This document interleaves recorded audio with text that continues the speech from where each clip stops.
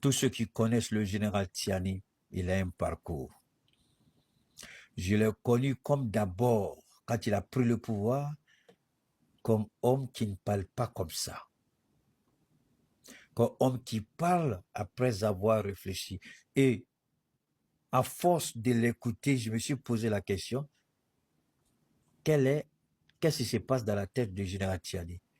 Il retient tout, toutes les dates, tous les chiffres,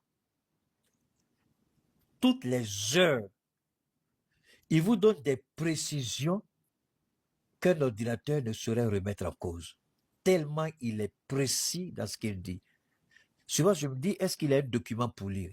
Et quand il s'assoit, sa main est toujours comme ça. Il peut faire 3 heures de temps en train de faire un entretien, une interview, sans jamais regarder un bout de papier, mais il vous donne les dates, les heures, les lieux avec une précision chirurgicale.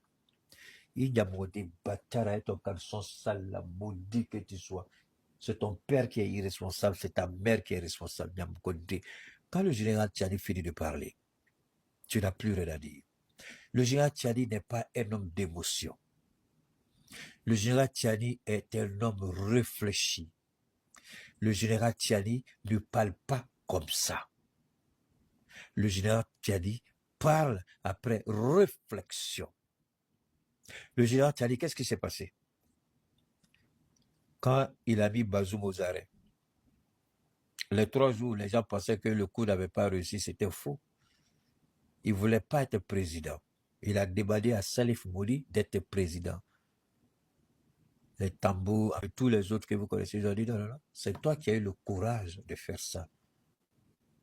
Il dit non, je ne l'ai pas fait pour moi-même, je l'ai fait parce que le pays a besoin de ça.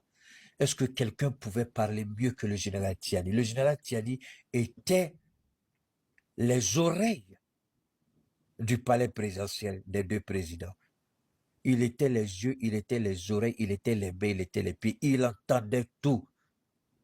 Rien de lui était caché.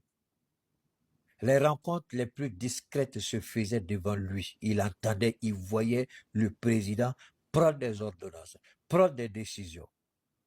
Il en a souffert dans sa chair et dans son âme. Il a été meurtri de se rendre compte que des Nigériens mouraient pour une cause qui était difficilement acceptable. Je peux tout dire de ce général, mais jamais prétendre qu'il parle avec légèreté, qu'il parle avec irresponsabilité, et qu'il parle sans peser le pour et le contre. Il est trop calculateur, le général. Trop calculateur. Des 3 présidents, c'est le plus retenu, mais le plus dangereux. Est-ce que les gens comprennent ça?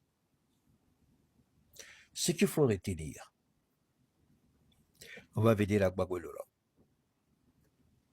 Le général avait des informations. Ils disent qu'il faut vérifier la source.